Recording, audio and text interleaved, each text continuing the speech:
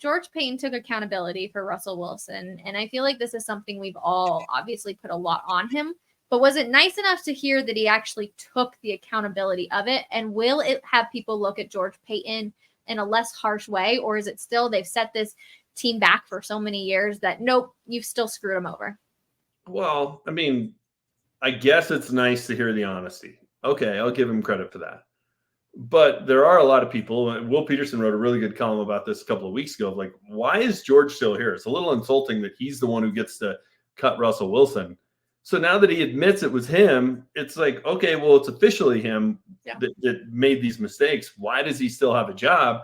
Now, my counter to that is, well, it's not a very attractive job, right? Like, whoever comes in, if you're going to be the GM, you're not really the GM. Sean Payton's a GM. You're hamstrung by $85 million of dead cap over the next 2 seasons. We've seen so far this free agency period that they're not going to spend much money. So you get to come in and inherit the tight purse strings, the no draft picks, and the mess that George Paton created. Plus you get to deal with Sean Payton. I think part of the reason he's there is I don't know that they'd get a lot of great candidates lining up for that job. I really don't. Well, I mean, there's only 32 of them, right? So I feel like anybody can ask to look at a GM job and be like, okay, I can take over this thing. But I get the point of this is the first time the Denver Broncos have been this bad and are no longer really looked at that gold standard. And how long do you have before you really lose that title with being bad? I think, listen, if they surprised everybody and had a winning record this year, I think they start moving right back up those ranks. They got a lot of goodwill that's been built up in the last 40 years out of their 60-year history, but it's starting to look like the siding on the house needs a fresh coat of paint. That's for sure. Does that make you sad, James? Because I feel like you're a little like, wait a second. Look at all this history behind me. Like, yeah, it makes me sad. Actually, it makes me mad. It doesn't make me sad. It makes me mad, Rachel, if I'm being honest, that they've let it get to this point. But, it would be a good job in terms of you're coming into a city with a team with great history, a city that supports the team.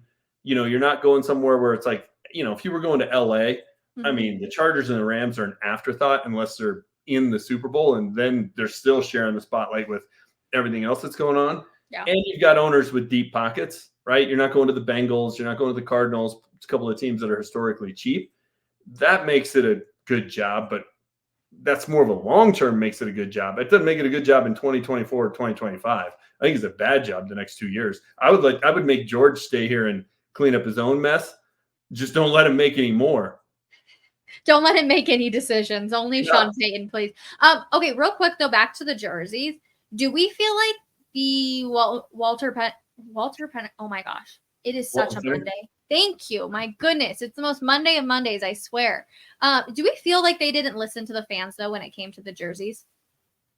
I feel like everybody wanted to go back to the D. I feel like people wanted to see some big change, and yet we're really not seeing any of that. Yeah, I don't know. I was in the camp of I didn't like when they sent out the survey and what does everybody think about the stadium? Like, when's the last thing that was a good decision that was made by a big committee? Like, I'm going to remind you that of our next team meeting. You're getting too much input. Yeah, at some point, somebody's got to be the dictator and say, no, we're going this way. I just think people, especially because people tend to look at life through nostalgia-tinted glasses, right? Oh, it was so great in the good old days. Oh, those classic orange uniforms. I don't know. Like I say, they won 3 Super Bowls in this look. So I think they're better off to just, look at all the options, what jumps out at them, stick to their convictions, and people get used to it. The people hated the last uniform change. They won a Super Bowl their first 2 years in them, and all of a sudden everybody loved them. So if they go 4-13 this year, it ain't going to matter what they're wearing. Fair. But is it time for a new era? Like, the Pat Bowlen era is done. And while we love to, give credit where credit is due with that era, with the new ownership and stuff like that, should they have just changed the logo and completely had redo everything? Yeah, you can sell me on that. Yeah. I would have been fine with that. Just a whole new look instead of just don't go back. You can cross the same river. It's never the same water. Don't live in the past. Like, either stay with what you got or come up with something new. You can do throwbacks. That's what a throwback uniform is for. Yeah. But I think going back to the old days, typically speaking, doesn't make much sense. No, I'm kind of with you on that one. I see all the comments coming in of people who hated the old uniforms. Not everyone